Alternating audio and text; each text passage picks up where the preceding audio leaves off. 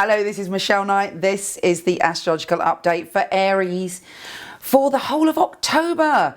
And it's a very, very special month for you. And that's because there is a full moon in your sign.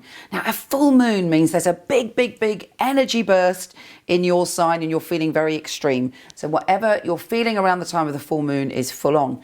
The good news is around that time, there's some fabulous beautiful aspects to your 7th house of relationships. We've got Saturn and Mercury and Venus dancing along going, yeah, baby, let's talk about love. And you're expressing yourself in a very loving way. You're being uber charming and you're able to feel that you love yourself. Now, if you want to kind of evolve with the planet, it's good to go deep within yourself and know that you are just as worthy and lovable as anybody else in your life.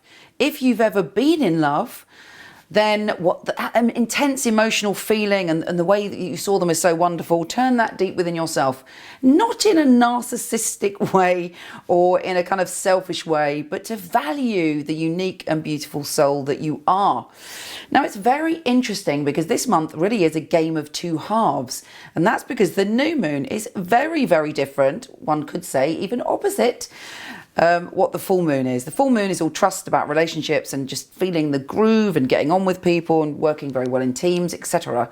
Now, when we have the new moon, there's a lot of 8th house activity going on.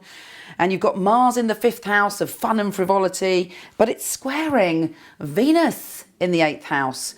And so there's all this kind of deep stuff going on. Perhaps there's a bit of resentment in a relationship, or perhaps there's something you're not getting about the depths of someone's being, or perhaps jealousy is invoked, maybe because you felt that you opened up on some level emotionally in October, that at another point you're feeling a bit insecure, or you get a bit jealous, or you go into a power struggle with someone.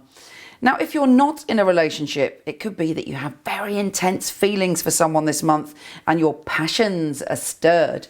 But be careful with that 8th house energy that it doesn't become a bit obsessional. You know, I know I'm an Aries too. We can go to extremes in our emotions. And this month, you know, it's all about the two sides to that coin, love versus possession and obsession.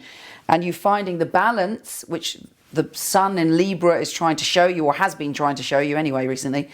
And you're like, okay, you know, I've got to take responsibility for my emotions. My emotions are my own emotions, you know.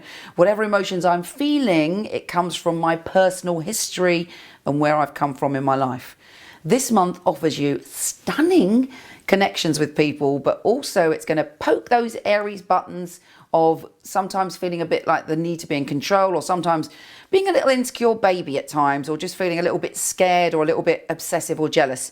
Because in a way that kind of, you know, makes you feel fiery, and fire is your nature. So it's up to you to take the fabulousness and love and understand that love is about freedom, love is unconditional, and start with loving you. Take care, and I'll speak to you soon.